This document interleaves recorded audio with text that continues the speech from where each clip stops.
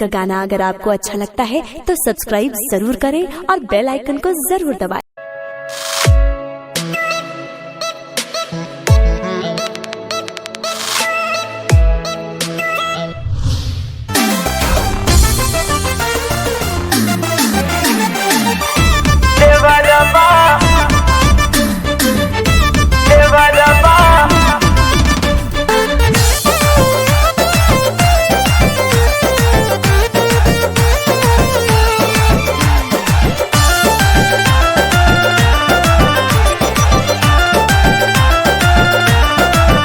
सैया चल गईला छोड़ी के और बहो कुछ होरी तो हमका करब हो।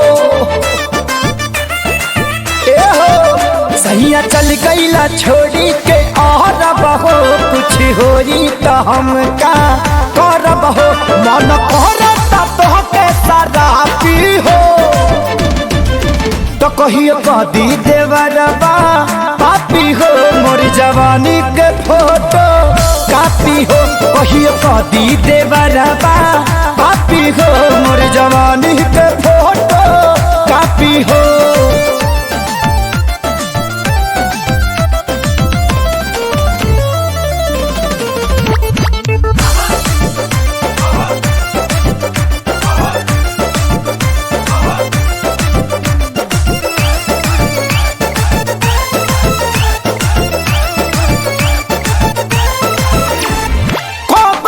धन पुराय करा हवाले का कोई नजर ये कहाँ कहाँ डाले।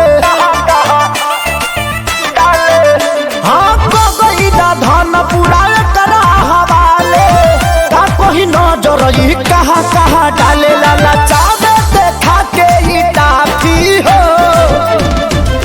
तो कहियो कह दी देवरबा पापी को। मोर जवानी के फोटो कापी हो कहियो कदी देवरबा पापी हो। मोर जवानी के फोटो कापी हो।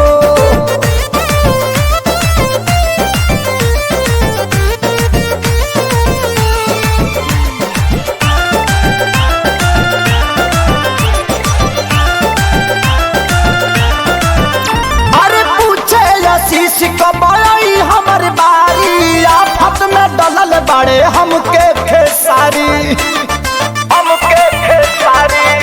हाँ हाँ पूछे सोनू कब आई हमर बारी आफत में डलल नीली कमल खेसारी के गलती कुंदन मांगे माफी हो तो कहियो कदी देवरबा पापी को।